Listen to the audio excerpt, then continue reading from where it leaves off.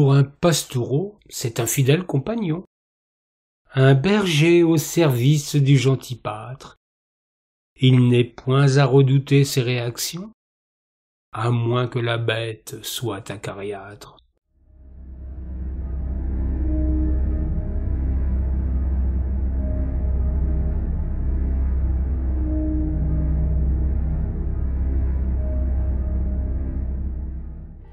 Lorsque l'imposante troupe des pieux croisés, au tout début de son vertueux périple, entra en prière dans la noble cité, elle croisa sur son chemin des condisciples.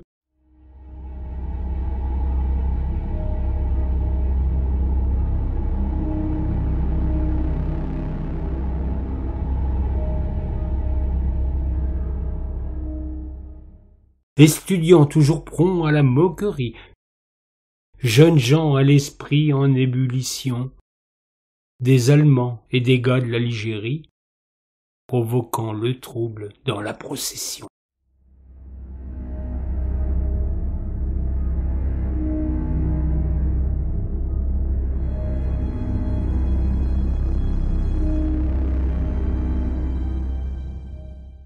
Des injures, des estocades en guise d'accueil laissèrent sur le pavé de pauvres quidam 30 victimes pour autant de cercueils, pour ceux-là même qui pensaient sauver leur âme.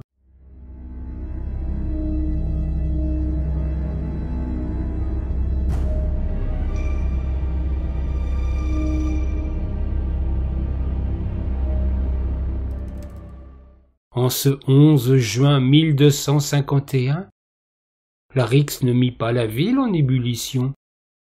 La croisade poursuivit son pieux chemin, pas de quoi noircir une réputation.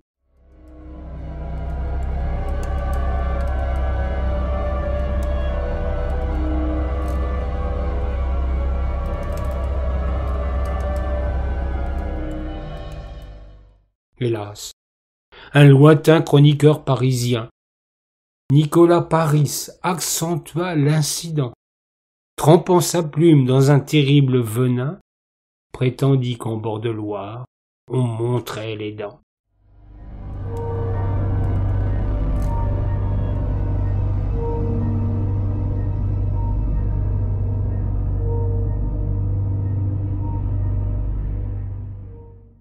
Que les pastoureaux fussent reçus comme des chiens, il n'en fallut pas plus pour ternir la cité. Un sobriquet qui fait de vous des vauriens, des individus qu'il ne faut pas fréquenter.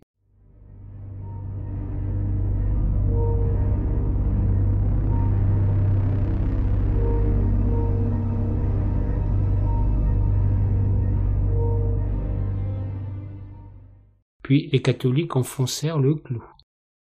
Quand les vilains parpaillots tenaient la place, ne voulant pas tomber dans la gueule du loup, usaient d'une coulevrine pour sauver la face.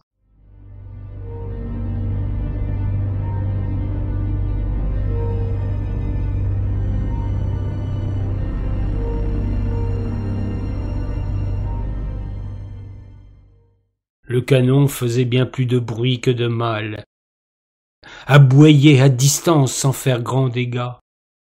De cette nouvelle métaphore animale, les chiens de l'endroit demeuraient des renégats.